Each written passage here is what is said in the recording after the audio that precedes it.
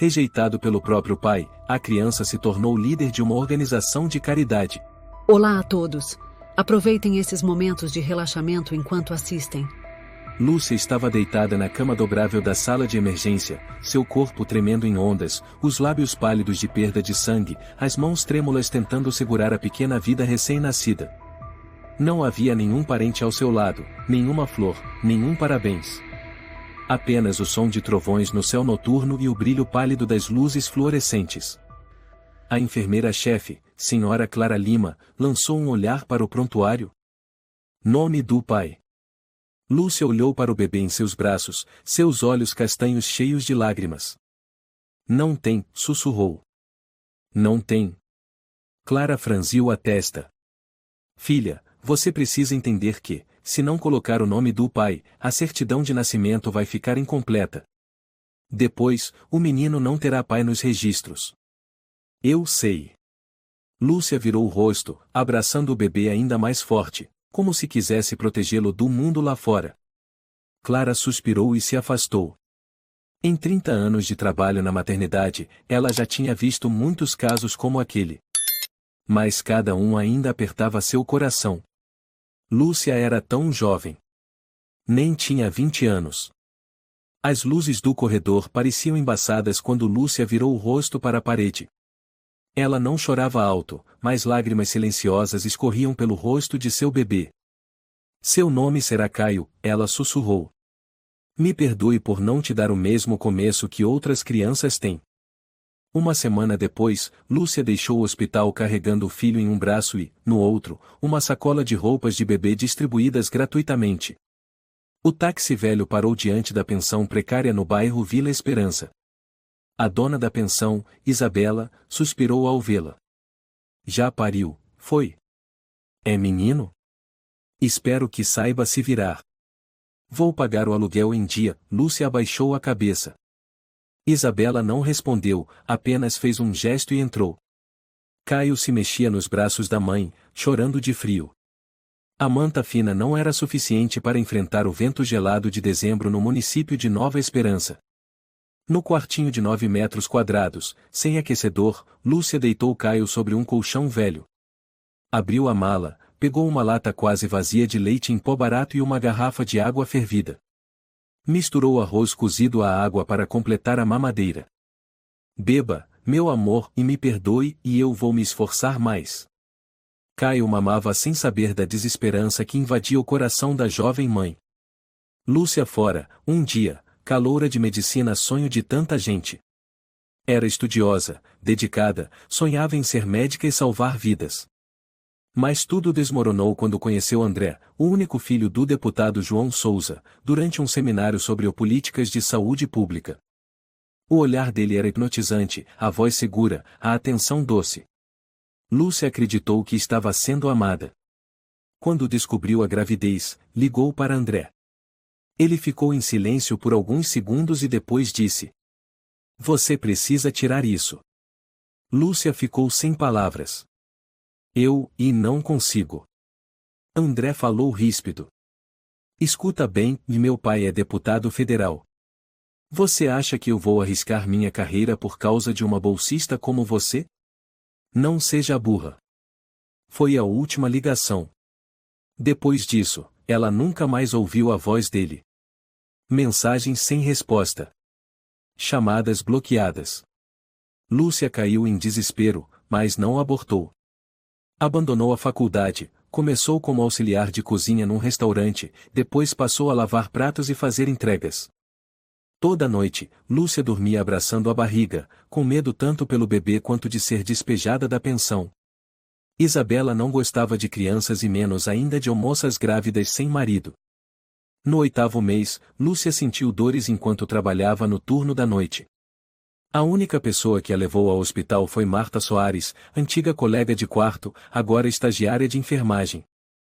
Lúcia, e você ficou maluca? Por que não me avisou antes? Lúcia balançou a cabeça.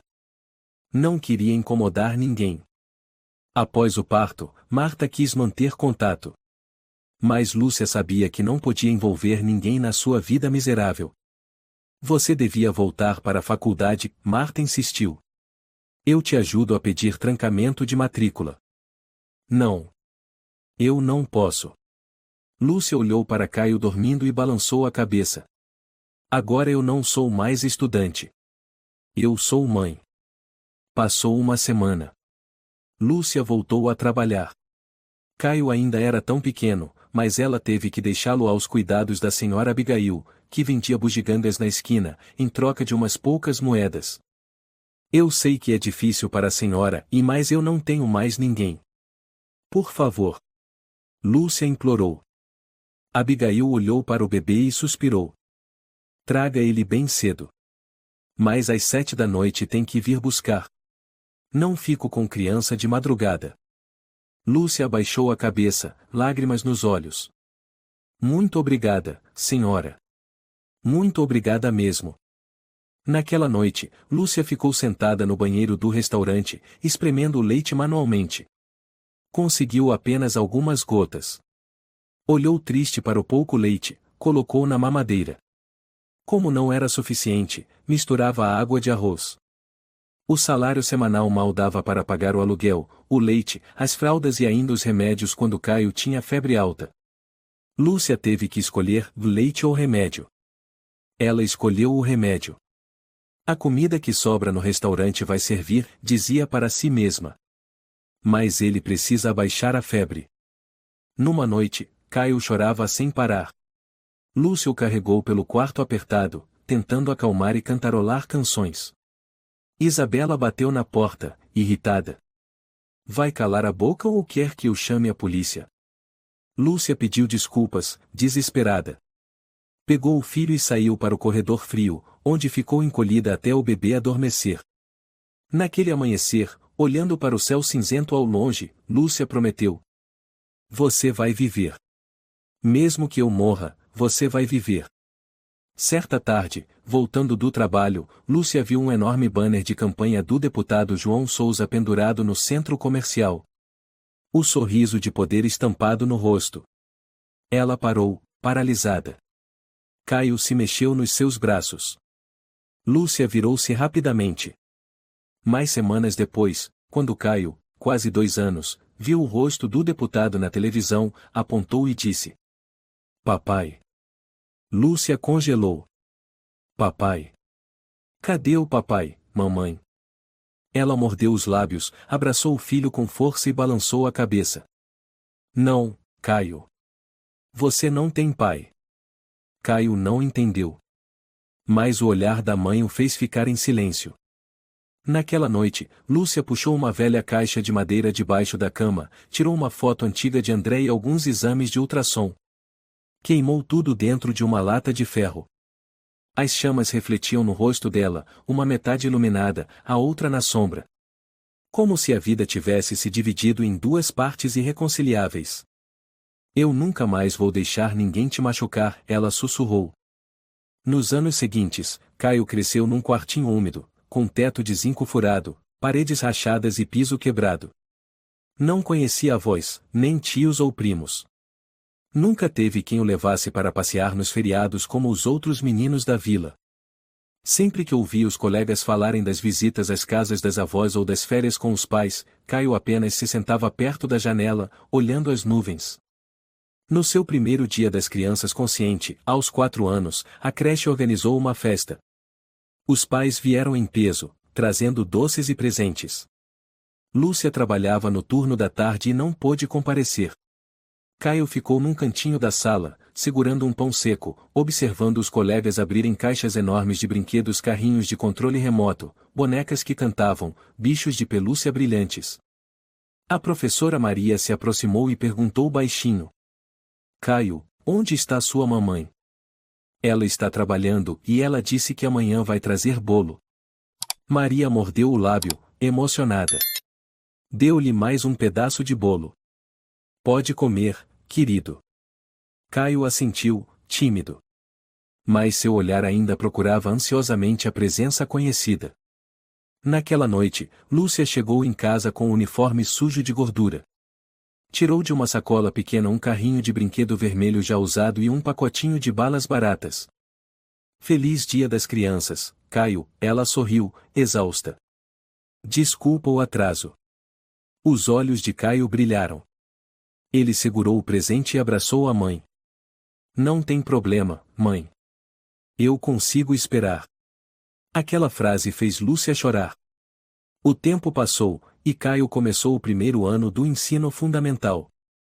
A escola municipal São Miguel ficava a 1 quilômetro da pensão, e Lúcia precisava levar o filho a pé todas as manhãs antes de correr para o restaurante, onde trabalhava no turno da manhã. Nos dias de chuva, ela improvisava uma capa de chuva para Caio usando um saco plástico grande, porque não tinha dinheiro para comprar uma capa impermeável. Os sapatos velhos de Caio frequentemente encharcavam, e todas as noites ela precisava colocá-los para secar sob a luz da lâmpada. Mesmo assim, Caio se destacava nos estudos. Ele amava livros, matemática e jogos de raciocínio. Sempre que Lúcia chegava em casa, Caio corria para mostrar suas provas cheias de notas 10, com os olhos brilhando. Lúcia beijava a testa do filho, com o coração transbordando de orgulho. Numa tarde de inverno, caiu uma chuva fria e cortante. Caio tremia em seu casaco fino e velho, parado em frente ao portão da escola porque ninguém tinha vindo buscá-lo. Lúcia havia ficado presa cobrindo a entrega de um colega que faltara de última hora. Quando ela chegou, Caio estava encolhido na calçada, as mãos roxas de frio. Me perdoa, filho, ela o abraçou apertado, misturando suas lágrimas à chuva. Não tem problema, mãe. Eu sei que você estava ocupada. Aquela chuva deixou Caio doente por vários dias. Lúcia precisou faltar ao trabalho para cuidar dele, perdendo assim uma semana de salário.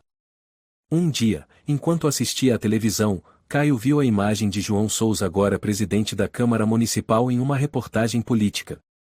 Ele usava terno e apertava a mão de populares com um sorriso cordial. Mãe, Caio perguntou, esse homem parece conhecido. Lúcia, que descascava batatas, congelou. Olhou para o filho e depois desviou o rosto. Não.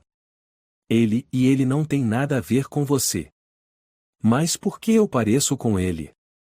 Não fale mais nisso, Lúcia respondeu com a voz embargada, lágrimas nos olhos. Eu já disse que não. Caio ficou em silêncio. Ele não entendia por que a mãe se irritara. Mas, a partir daquele dia, nunca mais perguntou. No quarto ano, Caio começou a perceber que era diferente. Quando a professora pediu para os alunos falarem sobre suas famílias, Caio respondeu de maneira breve.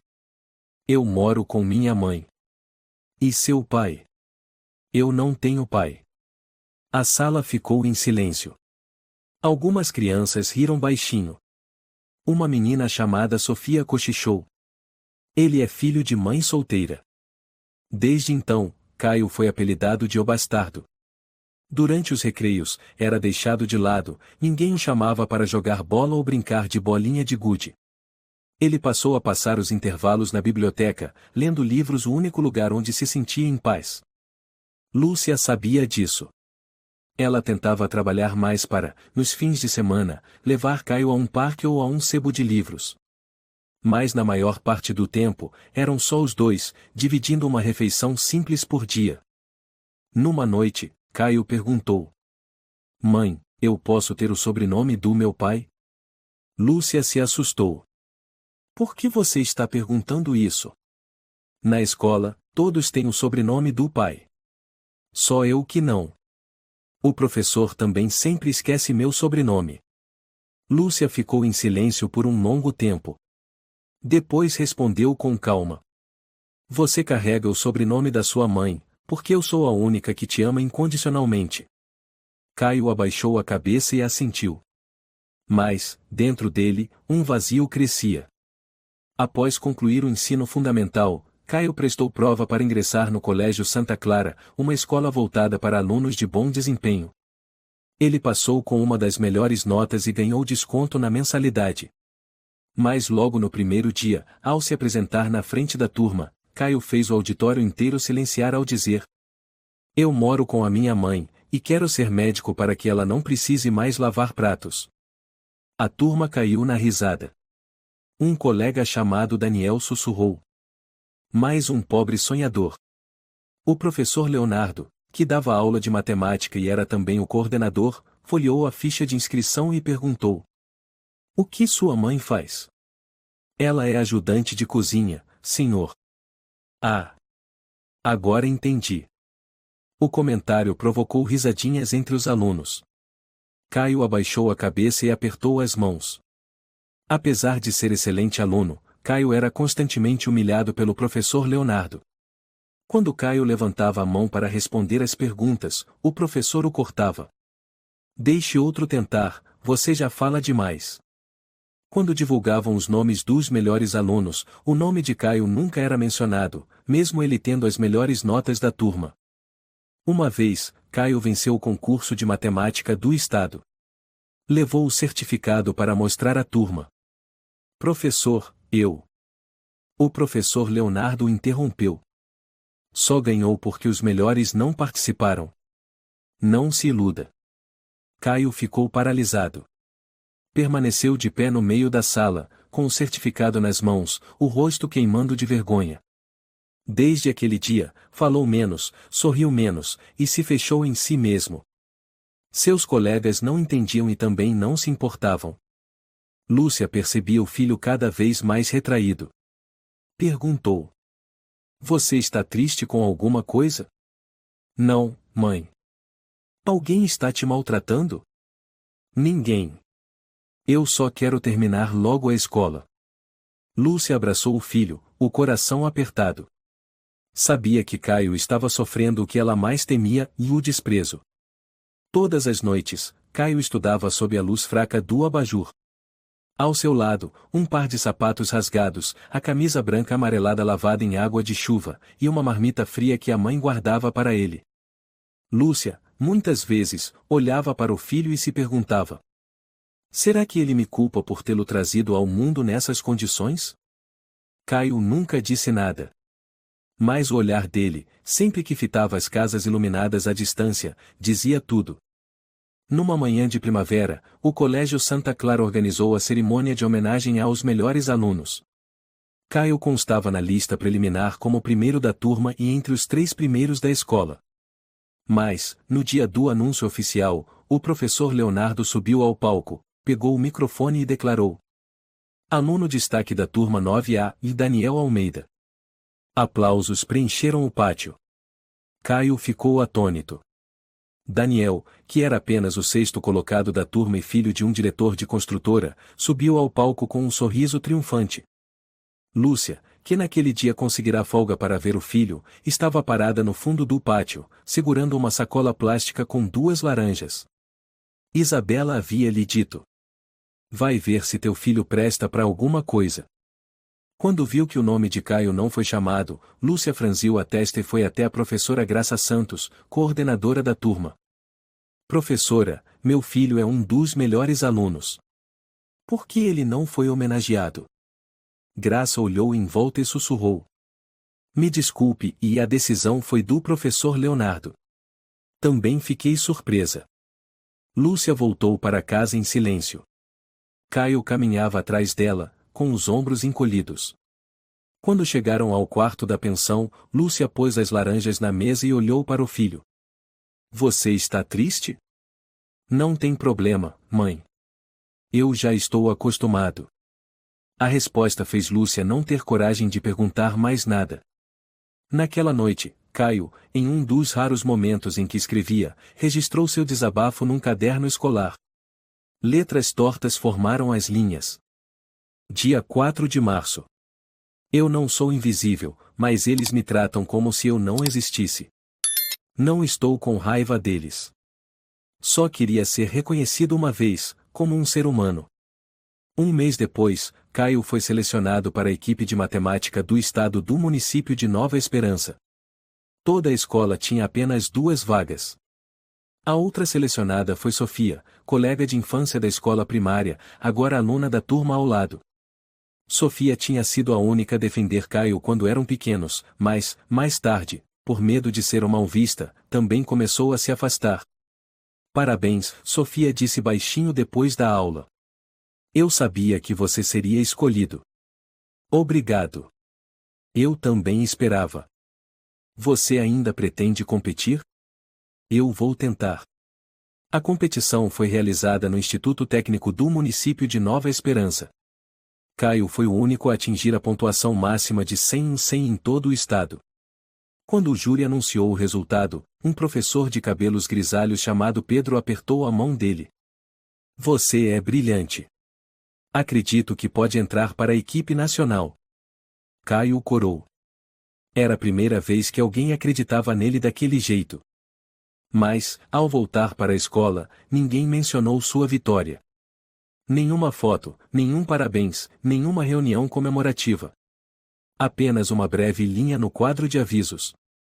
O aluno Caio Martins obteve bom resultado na Olimpíada de Matemática Estadual. Sem mencionar que ele foi o primeiro lugar. Sem foto. Sem cerimônia de homenagem. Caio passou pelo corredor e viu o professor Leonardo conversando com o diretor. Quando Caio passou por eles, Leonardo interrompeu a conversa, olhou para ele e soltou: primeiro lugar. E riu baixo só porque os melhores não participaram. Caio apressou o passo, com as orelhas queimando. Ele sabia que não podia revidar. Quem era ele? Apenas um garoto morando em uma pensão miserável, filho de uma lavadora de pratos, sem pai.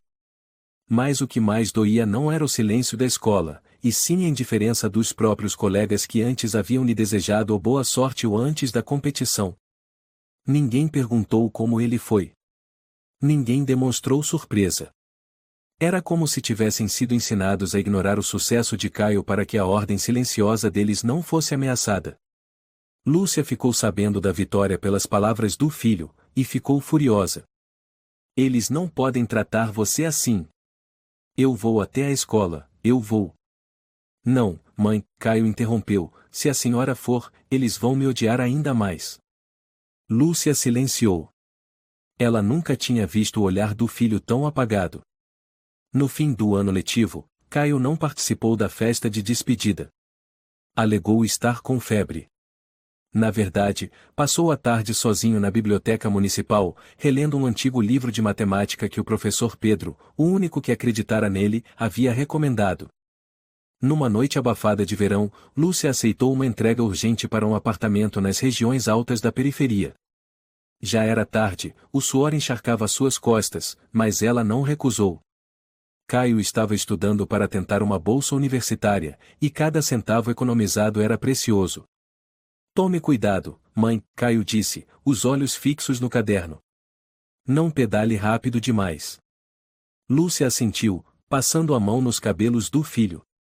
Vai ficar tudo bem. Continue estudando. A bicicleta velha de Lúcia rangia no asfalto deserto, a roda traseira um pouco torta por ter sido remendada às pressas. Ao chegar a uma curva íngreme, um caminhão carregado de materiais perdeu o controle, e os faróis iluminaram direto seu rosto. Ouviu-se o som de pneus derrapando, gritos de pavor e, depois, um silêncio arrepiante. Lúcia foi levada ao hospital público onde havia dado à luz Caio 18 anos antes. Ironicamente, foi naquele mesmo lugar que Caio ouviu o nome da mãe ser chamado pela última vez, desta vez por mensagem. Familiar de Lúcia Martins, favor dirigir-se imediatamente à sala 204. Quando Caio chegou, a médica de plantão, Letícia Carvalho, já havia tirado as luvas. Seu olhar era sério, mas transmitia um leve traço de compaixão. Você é parente dela? Sim. Onde está minha mãe? Letícia suspirou. Ela sofreu um grave traumatismo craniano e perdeu muito sangue. Fizemos tudo o que podíamos, mas ela não resistiu. Caio ficou paralisado. Eu não entendo. Há pouco ela estava. Letícia colocou a mão no ombro dele. Meus sentimentos. Caio não lembra como saiu do hospital. Quando recobrou a consciência, o sol já havia nascido. Estava sentado num banco do parque, com uma pasta contendo os documentos de óbito da mãe. Em suas mãos, o atestado de óbito. Local da morte, o Hospital Central do município de Nova Esperança. Causa, um traumatismo craniano decorrente de acidente de trânsito. Nenhum parente apareceu para reclamar o corpo. Ninguém ligou. Ninguém enviou condolências. Caio recebeu autorização para cremar o corpo da mãe após 3 dias. Mas com que dinheiro? O funeral mais simples era muito além de suas possibilidades. Ele procurou o serviço social do bairro e falou com a assistente Rosa. Eu preciso de assistência para o funeral. Minha mãe não tem outros familiares. Eu não tenho mais ninguém, Caio disse. Rosa folheou os papéis e balançou a cabeça. Meus pêsames, mas você já tem 18 anos. Aos olhos da lei, você é maior de idade. Se não tiver dinheiro, só pode solicitar cremação coletiva, sem cerimônia, e as cinzas serão guardadas com outras. Não. Eu quero levar minha mãe comigo. Caio falou com a voz trêmula. Então você precisa pagar adiantado, Rosa respondeu friamente. 1.500.000 reais. Caio saiu do escritório atordoado, com a notificação nas mãos. No fim, ele pediu emprestado a antigos colegas de escola, ex-companheiros de trabalho da mãe e também a Marta, a amiga enfermeira que ajudara Lúcia no parto. Marta enviou rapidamente 300.000 reais e uma mensagem. Desculpe, é o que posso fazer agora. Que Dona Lúcia descanse em paz. Caio embalou as cinzas da mãe em uma simples caixa de madeira, amarrada com um cordão cinza. Sem ter carro, subiu no ônibus da linha 54 do município de Nova Esperança de volta à pensão. O motorista, Benjamin Souza, viu o adolescente magro abraçando a urna e, comovido, perguntou. É de um familiar, não é? Caio assentiu. Benjamin suspirou, sem dizer mais nada. Mas, ao chegar ao ponto final, ele comentou. É menos doloroso quando se tem alguém junto, filho. Eu perdi minha esposa ano passado e também a levei sozinho para casa. Caio sorriu em agradecimento e desceu. O céu da tarde tingia-se de roxo. A pensão o recebeu com um silêncio opressivo. Isabela, a dona, viu Caio carregando a caixa de madeira e perguntou. O que é isso? As cinzas da minha mãe. Isabela recuou, surpresa. O quê? Sua mãe morreu? Pode me dar mais uma semana? Eu pago o aluguel. Não, Isabela cruzou os braços. Você já me deve 2 meses. Eu já tive muita paciência. Eu só preciso de alguns dias. Não tem dias extras. Eu não sou instituição de caridade. Se não pagar, amanhã troco a fechadura. Caio entrou no quarto e colocou a caixa sobre a velha mesa de madeira onde sua mãe costumava costurar suas roupas rasgadas. Pegou a caneta que ganhará de presente dela quando se formou e escreveu num pedaço de papel. Mãe, hoje eu não sou mais filho de ninguém. Mas prometo que eu nunca vou deixar a senhora ser esquecida. Na manhã seguinte, Caio foi despejado. Isabela bloqueou a porta e estendeu a mão. A chave. Caio entregou-a em silêncio. Ninguém ajudou. Ninguém perguntou nada. Ele pegou a mochila velha com algumas roupas, seu caderno e a caixa de cinzas. Dormiu no parque perto da biblioteca municipal. As noites de outono eram cada vez mais frias. Em cada noite, Caio se enrolava no velho casaco da mãe, abraçado às cinzas como se fosse a última chama de sua vida. No primeiro dia sem lar, entrou na biblioteca fingindo ser um estudante. Sentou-se na mesa 12, abriu um livro de medicina, o sonho que sua mãe sempre teve para ele. A bibliotecária, Teresa Duarte, notou que Caio aparecia todos os dias. Uma vez, viu o rapaz limpando discretamente as lágrimas ao ler sobre o sistema cardiovascular. Está tudo bem, querido? Ela perguntou baixinho. Caio se assustou, rapidamente limpou o rosto. Estou bem, senhora. Só estou estudando. Teresa assentiu e não insistiu. Mas no dia seguinte, deixou discretamente um pão e uma garrafinha de água em sua mesa. A biblioteca é um lugar onde todos são bem-vindos, foi tudo o que disse. Caio jamais esqueceu aquele gesto. Mas a fome continuava. Todos os dias, depois da biblioteca, ele caminhava pelos fundos dos restaurantes, procurando restos no lixo. Um dia, o dono de um restaurante, Juliano Silva, o pegou no flagra. Ei! O que está fazendo aí? Caio se assustou, soltou o saco de lixo e tentou fugir. Espera! Juliano chamou. Já comeu hoje? Caio balançou a cabeça. Juliano suspirou e voltou para dentro. Minutos depois, trouxe um saco com pães e sopa. Desta vez eu estou te dando. Mas lembre-se, só uma vez por semana, combinado? Caio agradeceu com a alma, abraçando o saco de comida como se fosse um tesouro. Naquela noite, Caio sentou-se em um banco do parque, tomando sopa fria e lendo livros de medicina. Na cabeça dele, a voz da mãe sussurrava: Você é a luz da minha vida. Ele apertou os punhos. Mesmo dormindo ao relento, sendo expulso de casa, comendo restos, Caio não permitia a si mesmo desmoronar. Mas houve uma noite em que uma forte tempestade caiu, ele ficou encharcado, encolhido sob uma árvore, ardendo em febre. Cada tosse parecia rasgar seus pulmões. No meio do delírio, viu a mãe se aproximar, braços abertos. Não desista, meu filho. Depois de muitas noites encolhido sob a marquise da biblioteca, Caio decidiu se inscrever na Universidade Médica São Carlos. Era a principal instituição da região, a mesma onde sua mãe um dia sonhara vê-lo vestindo um jaleco branco, caminhando pelos corredores do hospital. Ele preparou seu dossiê na biblioteca, um boletim com notas excelentes, certificado da competição estadual de matemática, redação sobre seu desejo de ser médico. Um voluntário chamado Estevão, estudante do 3º ano de Direito, viu Caio gastando até a ponta da caneta para terminar a redação e perguntou: Vai prestar vestibular para onde? Universidade Médica São Carlos. Estevão sorriu. É um lugar grande. Vai tentar bolsa? Sim. Vou tentar uma bolsa para alunos em situação especial. Estevão assentiu. Boa sorte, viu? Se precisar de ajuda, é só falar. Caio abaixou a cabeça em agradecimento, mas não disse mais nada. Não estava acostumado a pedir ajuda. No dia da inscrição, Caio ficou na fila do escritório de admissões com sua mochila velha, carregando nela toda a sua esperança. Quem o atendeu foi uma mulher de meia-idade chamada Dona Emília Gomes, com óculos de lentes grossas e uma voz afiada como faca. Cadê os documentos de tutela legal? Ela perguntou.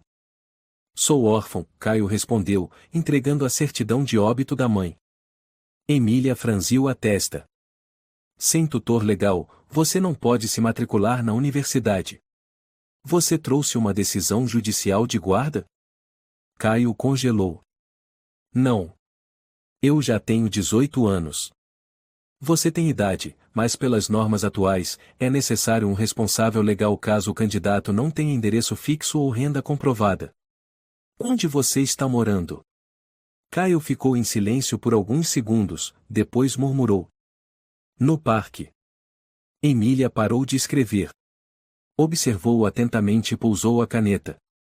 Então, infelizmente, você não atende aos requisitos para a matrícula. Não pode ser.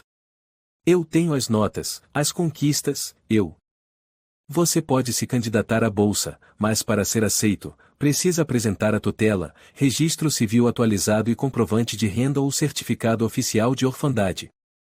Caio apertou o dossiê contra o peito. Eu posso entregar depois? Não, Emília respondeu secamente. A inscrição é única. Regras são regras. Caio saiu do prédio, com o sol forte queimando sua pele. Estava parado no pátio da Universidade Médica São Carlos, onde centenas de estudantes passavam com pastas nas mãos, sorrindo e conversando sobre as provas. E ele, ali, sendo empurrado para fora do portal do conhecimento não por falta de capacidade, mas por falta de documentos.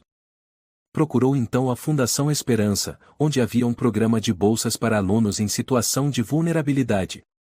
O responsável pelo atendimento era o Sr. Afonso Monteiro, um homem gorducho, de pele rosada, sempre sorrindo de maneira protocolar. Você é o Caio Martins? Ele conferiu a ficha. Ah, seu histórico escolar é impressionante. Ótimas notas, redação muito emocionante. Mas o quê? Caio perguntou, com uma centelha de esperança. Você não tem um responsável legal, nem um novo registro de residência desde o falecimento da sua mãe. De acordo com as normas da Fundação, só podemos conceder bolsas a candidatos com documentação completa. Mas eu sou órfão. Minha mãe morreu há poucas semanas. Eu não tenho mais ninguém. Afonso coçou a cabeça. Eu entendo, mas seguimos um procedimento. Você entende, não é? Caio se levantou, segurando o dossiê. Sim, e eu entendo. No corredor, Caio sentou-se no degrau, a cabeça baixa. Uma chuva forte desabou de repente. Ele não correu para se abrigar. Ficou sentado, deixando a água da chuva lavar tudo, lágrimas, esperanças, e a promessa que um dia fez à mãe. Eu vou estudar medicina. Naquela noite, Caio sentou-se na biblioteca e reescreveu sua redação. Ele sabia que era inútil, mas ainda assim escreveu, como se fosse um testamento. Não peço muito, apenas desejo poder me sentar em uma cadeira de sala de aula, ouvir uma palestra, abrir um livro legalmente, e caminhar um passo de cada vez pelo caminho que minha mãe nunca teve a chance de trilhar. Mas parece que o mundo não tem lugar para quem não tem documentos, nem família, nem cama para dormir. No dia seguinte, Caio foi a um último endereço, o escritório do deputado João Souza, avô e pai biológico dele. Antes de morrer, Lúcia havia revelado a origem de Caio. Ele ficou 2 horas parado em frente ao prédio comercial no centro da cidade, hesitando. Até que, reunindo coragem, entrou. A recepcionista era uma jovem chamada Paula. Gostaria de falar com o Sr. André. Tem hora marcada? Não, senhora. Mas é algo pessoal e muito importante. Paula telefonou para dentro. Poucos minutos depois, um homem de terno saiu. Era o secretário particular do deputado, chamado Eduardo Lacerda. Quem é você? Meu nome é Caio. Caio Martins. Vim procurar o senhor porque sou neto do deputado João, filho de André. Eduardo congelou. Desculpe. Sou filho de Lúcia Martins. Ela me teve aos 19 anos, no município de Nova Esperança. André e abandonou minha mãe e a mim. Eduardo ficou paralisado. Você tem alguma prova? Não. Mas não vim pedir nada. Só queria que ele soubesse que eu existo. Depois de hesitar, Eduardo levou-o até uma sala espaçosa. André estava atrás de uma mesa, lendo relatórios com os óculos. O que foi? Ele perguntou, sem levantar os olhos. Senhor, tem um rapaz dizendo ser seu filho. André ergueu a cabeça. Seu olhar congelou por um instante. Depois, riu secamente. Qual é seu nome? Caio. Caio Martins. André ficou em silêncio, depois levantou-se e aproximou-se. Olha, Caio. Você pode acreditar ser quem quiser, mas eu sou uma figura pública. Todo dia aparecem dezenas de pessoas dizendo ser parentes, filhos, amigos. Eu não conheço sua mãe. E não tenho nenhum filho chamado Caio. Caio apertou os punhos. Eu não vim causar problemas. Só queria ir vê-lo uma vez. João deu de ombros. Agora você viu. Pode ir embora. Eu não quero dinheiro. Não quero reconhecimento. Só queria estudar medicina. Só precisava que o senhor me ajudasse a confirmar minha identidade. Não, João respondeu friamente. Não vou ajudá-lo. Não conheço sua mãe. Não volte mais. Caio ficou parado. Depois virou-se e saiu.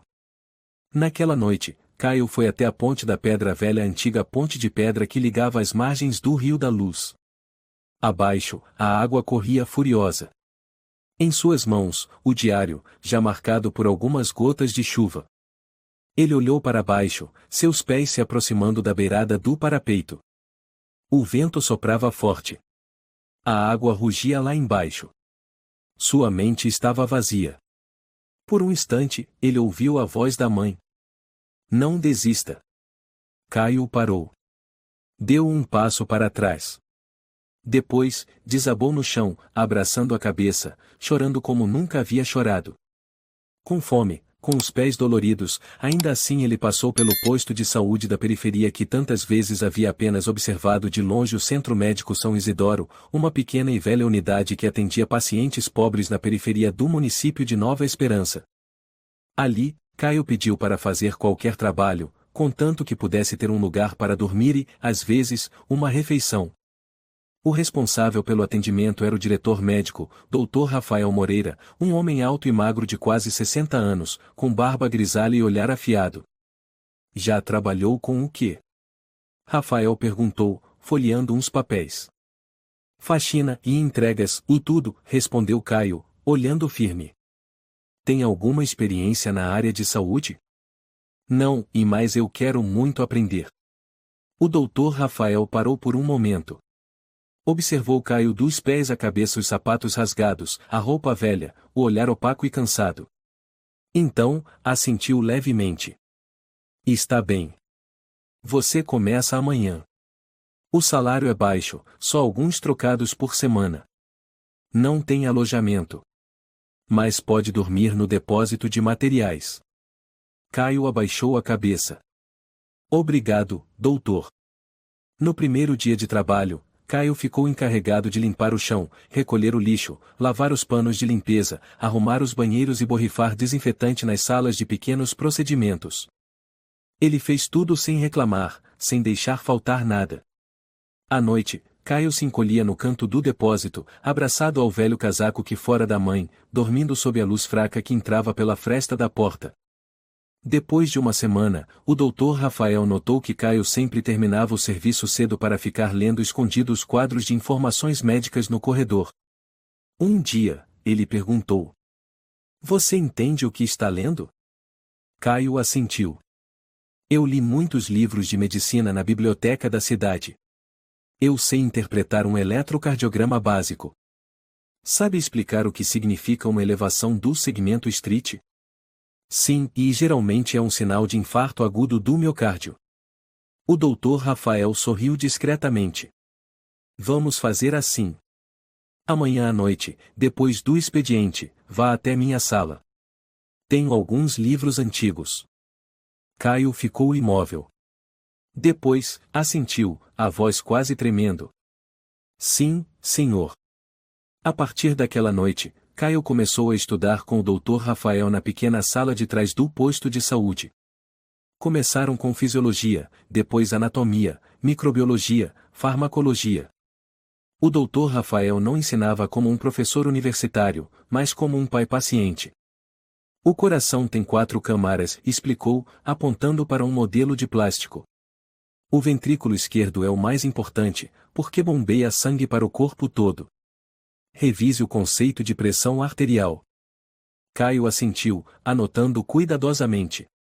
A luz amarelada da lâmpada, a caneta que a mãe lhe dera se tornou inseparável. Ele estudava de dia e de noite, registrando cada linha, cada conceito. Todos os enfermeiros do posto conheciam aquele rapaz magro, tímido e trabalhador. A jovem enfermeira Beatriz Duarte às vezes lhe trazia comida extra. Caio, coma um pouco mais. Você está muito magro. Obrigado, senhora, ele respondia, sempre educado. Mas aquela felicidade durou pouco. Um dia, houve uma inspeção surpresa da Secretaria de Saúde do distrito. Enquanto os funcionários corriam para organizar o local, Caio ajudou um jovem médico a prestar primeiros socorros a um paciente que sofreu uma crise convulsiva. Caio manteve a cabeça do paciente segura, improvisou um travesseiro e realizou respiração leve. A cena foi presenciada pelo fiscal, Matheus Rocha. Quem é você? Matheus perguntou. Sou faxineiro aqui, respondeu Caio. Faxineiro? E teve a audácia de tocar num paciente? Quem permitiu? Eu só fiz primeiros socorros básicos. O paciente estava prestes a sufocar, explicou. Matheus franziu a testa. Você tem registro profissional? Não, senhor. Matheus fez algumas anotações em seu caderno, sem dizer mais nada. Dias depois, o Dr. Rafael recebeu uma notificação exigindo um relatório. O posto foi advertido por permitir intervenção médica de pessoas sem licença. Caio ficou imóvel ao ouvir a notícia. Me desculpe, doutor. Eu não quis causar problemas. Não se preocupe, suspirou o Dr. Rafael. Você fez a coisa certa. Mas este mundo não perdoa quem faz o certo sem os documentos certos. Mas um problema ainda maior se aproximava. Numa tarde de junho, enquanto Caio limpava o chão, alguém bateu à porta do posto. Era ninguém menos que o ex-professor Leonardo, agora diretor da escola Santa Clara. Ele entrou, olhando ao redor. Quando avistou Caio, torceu os lábios num sorriso cínico. Ainda por aqui. Caio se levantou, firme. Sim, senhor. Trabalho como faxineiro. Leonardo entregou um envelope. Tem gente investigando sua candidatura para uma bolsa de estudos. Se você ainda sonha com isso, esqueça. Eu acabei de enviar uma carta informando que você já foi acusado de roubo na escola. Caio ficou pálido. Eu nunca roubei nada. Ah, não? Leonardo arqueou a sobrancelha. Estranho. Então por que, no segundo ano, alguém perdeu um tablet e você foi o último a sair da sala? Vamos chamar de situação suspeita. Mas aquilo foi investigado. Encontraram o tablet no banheiro. Sim. Mas ninguém sabe quem deixou lá. Leonardo baixou o tom. Às vezes, uma pequena dúvida já é suficiente para arruinar uma vida. Caio olhou nos olhos dele. Por que o senhor me odeia tanto? Leonardo não respondeu.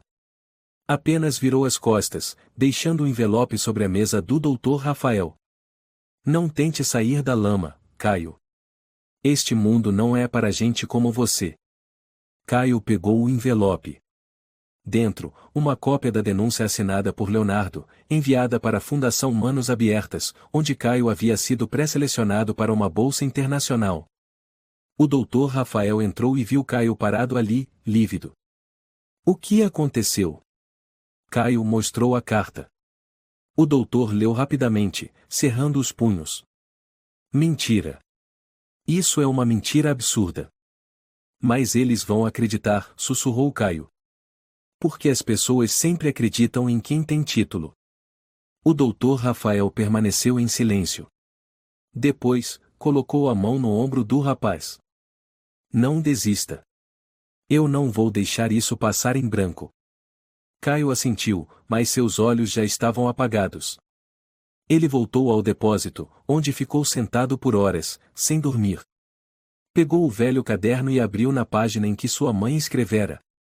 Você pode não ter nada, mas deve viver como se tivesse todo o orgulho do mundo. As lágrimas caíram sobre o papel. Ele sussurrou. Mãe, eu tentei. Mas parece que o mundo só quer que eu desapareça. Na primeira semana de julho, a Organização Internacional de Caridade Médica Fundação Médica Internacional chegou ao município de Nova Esperança para selecionar 3 candidatos especiais para bolsas integrais em São Paulo e, posteriormente, na França. Caio, com seu histórico brilhante, redação sincera e forte recomendação do Dr. Rafael, foi selecionado entre os 5 finalistas. A entrevista ocorreu no Centro de Saúde Pública, em uma sala pequena mais formal. Caio vestia uma camisa branca amarelada, cuidadosamente passada. A caneta que sua mãe lhe dera estava presa no bolso do peito, como um símbolo sagrado. Antes dele entrar, o Dr. Rafael deu-lhe um tapinha no ombro. Não tenha medo. Seja você mesmo. Eles não querem perfeição. Querem alguém que mereça. Caio assentiu. Eu entendi. Na sala, estavam 3 entrevistadores, Vanais Lambert, representante da França, de cabelos platinados e voz suave, Cristiano Ribeiro, médico consultor da organização, e Inês Sampaio, representante do Fundo de Bolsas Brasileiro. Olá, Caio, sorriu Anais. Lemos sua redação. Ficamos profundamente impressionados. Obrigado, senhora. Porém, Cristiano prosseguiu, recebemos uma carta anônima de alguém que trabalhou na escola Santa Clara, acusando você de roubo de propriedade de colega e de esconder seu passado. Caio ficou paralisado. Quem assina é Leonardo Ruiz, atual diretor daquela escola, explicou Inês, sem tirar os olhos do dossiê. Não. Eu nunca roubei nada, murmurou Caio. Foi um mal-entendido, e ele me odeia há muito tempo. Anais inclinou a cabeça. Não vamos tirar conclusões precipitadas. Mas precisamos que você esclareça, pois essa bolsa exige histórico limpo. Caio respirou fundo. No segundo ano, um colega reportou o sumiço de um tablet. Eu fiquei na sala para limpar o quadro, por isso fui o último. Nunca me pegaram roubando nada. O tablet foi encontrado depois no banheiro. O assunto morreu e até eu me candidatar para esta bolsa. Você teve conflitos pessoais com esse professor? Cristiano perguntou. Sim. Eu era o melhor aluno da escola, mas nunca fui reconhecido. Ele sempre tentou me diminuir. Ninguém falou por alguns segundos. Anais anotou algumas linhas. Inês franziu a testa discretamente. Vamos verificar essas informações. Obrigado, Caio. Caio se levantou, fez uma reverência e saiu. O doutor Rafael já o esperava, observando-o atentamente. E então? Alguém enviou uma carta de denúncia. O doutor Rafael apertou o punho. Foi o Leonardo. Tenho certeza. 3 dias depois, o resultado chegou por e-mail. Caio abriu o computador na biblioteca pública. As palavras surgiram na tela. Lamentamos informar que, devido a fatores ainda não esclarecidos relacionados ao seu histórico, o Conselho decidiu não conceder a bolsa de estudos. O coração de Caio se apertou. A tela parecia girar. Tudo o que restava era o som monótono do ventilador da biblioteca e as letras silenciosas que negavam seu sonho. Caio fechou o computador e saiu para a rua. Lá fora, o sol ardia impiedosamente. Ele sentou-se num banco, calado. Crianças corriam ao redor, rindo alto. Um vendedor de bilhetes de loteria se aproximou e estendeu um bilhete. Garoto, quer comprar um para me ajudar? Caio balançou a cabeça, os lábios murmurando. E não tenho mais nada. Naquela noite, ele voltou ao posto de saúde. O doutor Rafael estava em sua sala, folheando prontuários. Quando viu Caio, levantou-se. Você não conseguiu a bolsa? Caio assentiu. Eu tentei de tudo. Mas apenas uma carta e foi suficiente para destruir tudo. O doutor Rafael suspirou. Você pode esperar 1 ano e tentar de novo. Mas quem vai acreditar em mim? Cada vez que eu tento me levantar, alguém pisa na minha cabeça. Estou cansado. Ele nada disse, apenas lhe entregou um jornal. Leia. Na primeira página, o título em letras grandes. O menino que lavava camisas brancas com água da chuva. Autor, Rafael Moreira. Caio abriu, os olhos fixos em cada linha. Ele não tem pai, nem mãe, nem casa. Mas nunca vi ninguém limpar o chão da sala de emergência com tanto zelo, aprender cardiologia tão rápido e, mais importante, nunca reclamar. Caio merece estar numa sala de aula. Se não abrirmos portas para pessoas como ele, que humanidade resta na medicina? Caio ficou em silêncio. Depois chorou. Chorou como não chorava desde a morte da mãe. 2 dias depois, o artigo se espalhou nas redes sociais. Uma emissora local convidou o Dr. Rafael para uma entrevista. No programa, ele declarou: ele não precisa de pena. Ele precisa de uma oportunidade. A reação do público explodiu. Muitas pessoas compartilharam a história, dizendo que já haviam visto Caio estudando na biblioteca, ajudando desmaiados no parque ou abraçando a urna com as cinzas da mãe. Naquele momento, a organização de saúde francesa Clinique Solidaire de Lyon leu o artigo. Entraram em contato com o Dr. Rafael. Não precisamos de um dossiê perfeito. Precisamos de coração. Uma semana depois, Caio recebeu outro e-mail. Parabéns, Caio Martins. A Clinique Solidaire de Lyon concede a você a Bolsa Especial Humanitária. Cobriremos todos os custos de transporte e hospedagem. Esperamos encontrá-lo em São Paulo no dia 1º de setembro, antes de embarcar para Lyon. Caio ficou imóvel. Chorou ali mesmo no posto de saúde, assustando a enfermeira Beatriz. O que aconteceu, Caio? Ele não respondeu, apenas entregou o celular para ela ler. Beatriz cobriu a boca com a mão. Meu Deus! Caio, você conseguiu! O doutor Rafael apareceu e viu os dois emocionados. Não perguntou nada, apenas abraçou Caio apertado. Você passou pelo inferno. Agora, está prestes a atravessá-lo. Naquela noite, Caio sentou-se à mesa de madeira, embalou seu caderno, a velha caneta que a mãe lhe deu, a foto dela, tudo o que tinha de mais precioso. Colocou tudo na velha mochila e nos sapatos gastos, aqueles que o acompanharam por milhares de quilômetros em busca de um caminho. No dia 1º de setembro, na estação ferroviária São Paulo-Brás, Caio estava na plataforma, vendo o trem expresso para Paris se aproximar. O doutor Rafael o acompanhou, levando um cachecol de lã e uma pequena marmita. Vá, Caio. Mas nunca esqueça que aqui há alguém que sempre acreditou em você. Caio o abraçou. Jamais esquecerei. Estou indo, e por minha mãe. Por todos que nunca puderam falar. A porta do vagão se fechou. O trem partiu. Caio olhou pela janela e viu São Paulo se afastando. Mas, no coração dele, as memórias não partiam, transformavam-se em força. Ele segurou firme o caderno no peito. Era hora de reescrever sua história. 10 anos se passaram como um suspiro. Caio desceu do trem em Município de Nova Esperança numa tarde cinzenta de inverno. O cenário era o mesmo, o pequeno terminal de ônibus, as ruas de pedra, o céu cinzento e opaco. Mas dentro dele, não era mais o menino que abraçava uma urna de cinzas na chuva. Agora, Caio era médico de saúde comunitária, fundador da organização sem fins lucrativos O Nova Vida, um sistema de saúde gratuito para moradores de rua, imigrantes sem documentos e crianças abandonadas. Ele havia retornado de Lyon, após concluir sua pesquisa em medicina comunitária integral. Mas, desta vez, não voltava como um rejeitado. A placa ao Centro Nova Vida Unidade Município de Nova Esperança 01 fora recém-instalada em frente a um prédio antigo de 2 andares, reformado. Dentro, funcionários limpavam as salas, preparando a inauguração que ocorreria naquela tarde. Caio estava no pátio, olhando para o edifício, quando se virou para uma jovem de jaleco branco e cabelo encaracolado preso no alto. Inês, como está o andamento? A sala de vacinação quase pronta.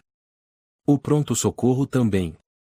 E tem 10 crianças na fila desde manhã para exames de vista, disse Inês, animada. Caio sorriu. Ótimo. Certifique-se de que todos sejam atendidos, sem exceções. Inês assentiu. Como é o nosso lema? Às 16 horas em ponto, os portões principais se abriram. Dezenas de pessoas do bairro começaram a chegar, moradores de rua, trabalhadores migrantes, mães jovens com bebês nos braços. Nenhum deles tinha documentos. Nenhum tinha plano de saúde. Mas todos foram recebidos com respeito. Vestindo camisa branca e jaleco, Caio subiu ao palco improvisado e falou ao microfone. Hoje não é apenas a inauguração de um centro de saúde. Hoje é o dia em que uma porta que já foi fechada se abre novamente para todos. Aplausos ecoaram. Ele continuou. Eu já fui uma criança sem pai, sem mãe, sem lar. Já fui rejeitado por universidades, difamado, expulso do sistema por não ter documentos. Mas estou aqui, porque existiram pessoas que acreditaram em mim. Porque eu não podia viver apenas para sobreviver. Na última fileira de cadeiras, um homem idoso de boné e suéter cinza assistia em silêncio. Era André, pai biológico de Caio. Seus cabelos agora eram quase todos brancos, o olhar cansado e profundo.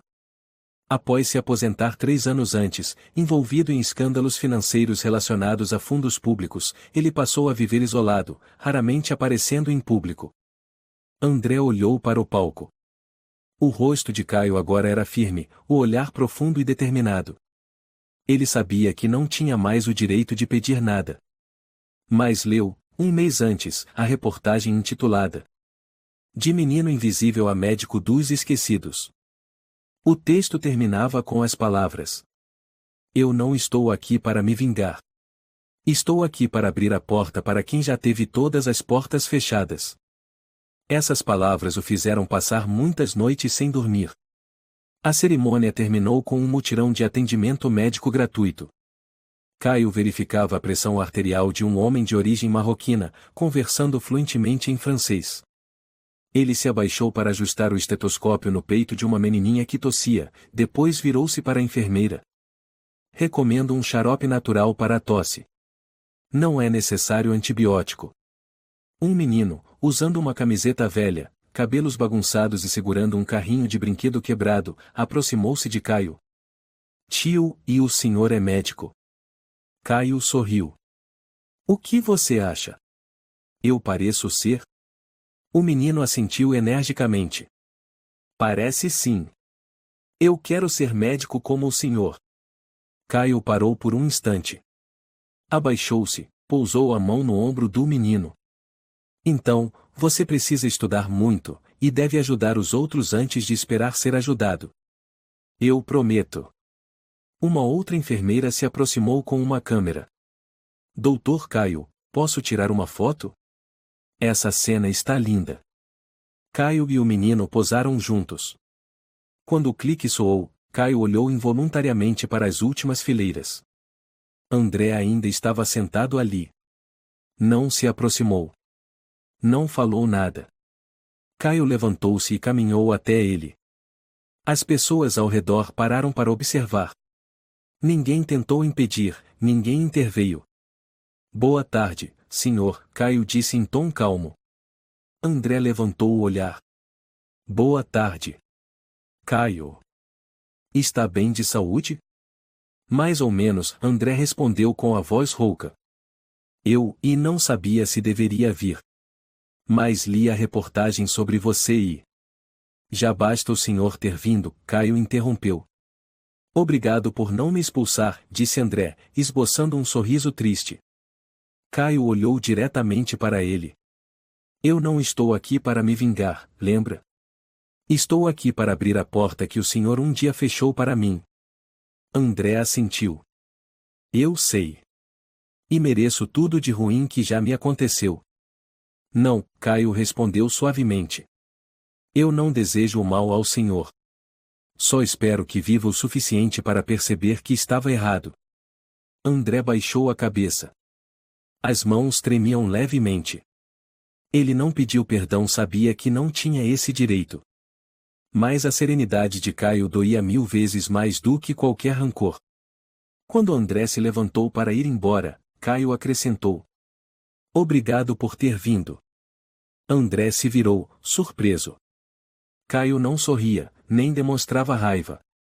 Apenas tinha superado tudo. Naquela tarde, com o centro quase vazio, Inês se aproximou. Está tudo bem. Caio assentiu. Hoje foi a primeira vez que olhei para o passado sem sentir rancor.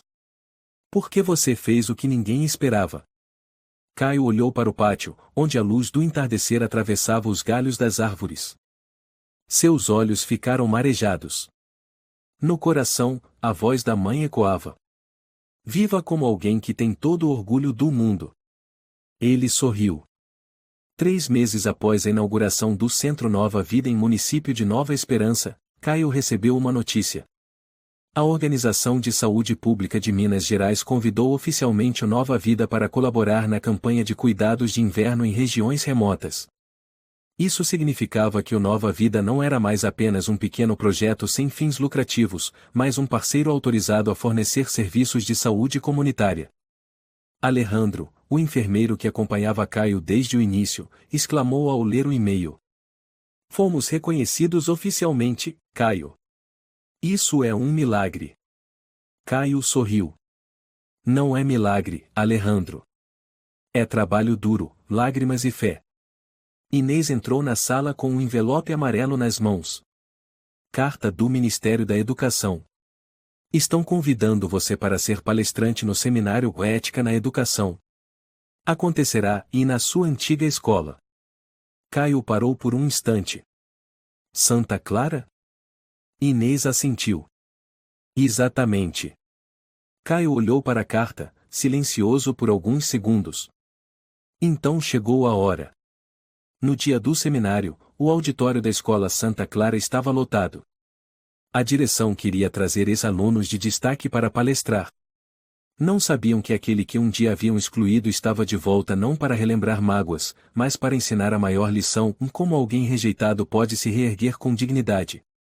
O professor Leonardo Ruiz, ainda diretor da escola, não escondeu o desconforto ao ver o nome de Caio na lista de convidados de honra.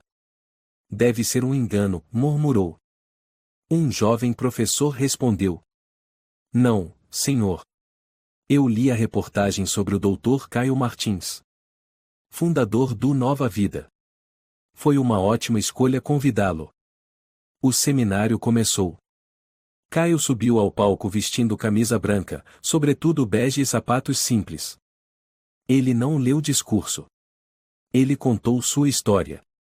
Com voz firme e olhar carregado de vivências. Eu fui aluno desta escola. Eu sonhava em ser médico. Mas ninguém acreditou em mim.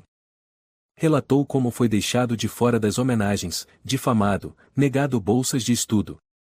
Não era só Caio que se emocionava, todo o auditório estava em silêncio absoluto. Se hoje estou aqui, é porque escolhi não me vingar. Eu escolhi perdoar, sem esquecer. Ele olhou para o público e encontrou o olhar de Leonardo, que abaixou a cabeça, constrangido. Professor Ruiz, disse Caio em voz alta. Todos se viraram. Eu não peço um pedido de desculpas. Mas exijo que o senhor pare de destruir sonhos, como tentou destruir o meu. Leonardo levantou-se bruscamente. Eu nunca destruí ninguém. Apenas cumpri regras. Enviar carta anônima difamando um aluno é cumprir regra? Perguntou Caio, tranquilo. Ninguém respondeu. O suor escorria pela testa de Leonardo. Um estudante se levantou. O que o senhor fez? Nesse momento, o representante da Fundação Internacional de Saúde, Cristiano Ribeiro, levantou-se no auditório e ergueu uma pasta de documentos. Investigamos. A carta acusatória contra Caio foi enviada pessoalmente pelo diretor Ruiz, sem nenhuma prova concreta. Ele abusou do cargo para prejudicar um estudante promissor. O auditório explodiu em murmúrios. Leonardo recuou, pálido. Cristiano prosseguiu. Em nome da Fundação, e em parceria com o Ministério da Educação, solicitamos a suspensão imediata do Sr. Ruiz, até a conclusão do processo investigativo. A vice-diretora da Escola Santa Clara, Márcia Garcia, assentiu. Concordo. Vamos seguir o procedimento. Leonardo foi convidado a deixar o auditório. Ao passar por Caio, seus olhares se cruzaram pela última vez. Caio não disse nada. Mas seus olhos transmitiam a mensagem clara. A justiça chegará e ele não precisou de ódio para isso. No cemitério São Miguel, Caio estava diante do túmulo da mãe. Na lápide simples, estava escrito: Lúcia Martins. Mãe de Caio. De 1987 a 2006. Nunca desistiu. Ele depositou um buquê de lírios brancos, ajoelhou-se e murmurou: Mãe, hoje recebi a confirmação, uma nova vida vai abrir o 10º centro, em Salvador. Eu me lembro da senhora misturando água de arroz no leite barato para me alimentar.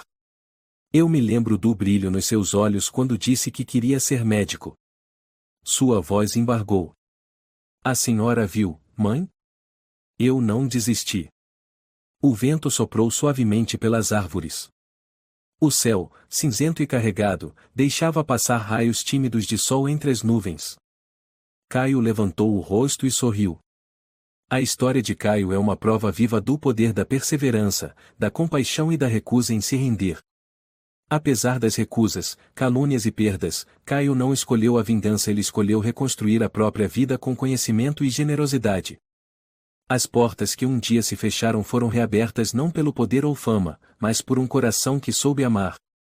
E acima de tudo, a justiça sempre chega talvez tarde, mas há tempo de provar que a bondade nunca é em vão e que o caráter é o maior legado que alguém pode deixar.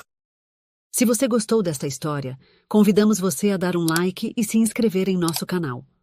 Seu apoio nos motiva a continuar trazendo histórias comoventes quase todos os dias. Estamos muito agradecidos pelo seu apoio. Até breve.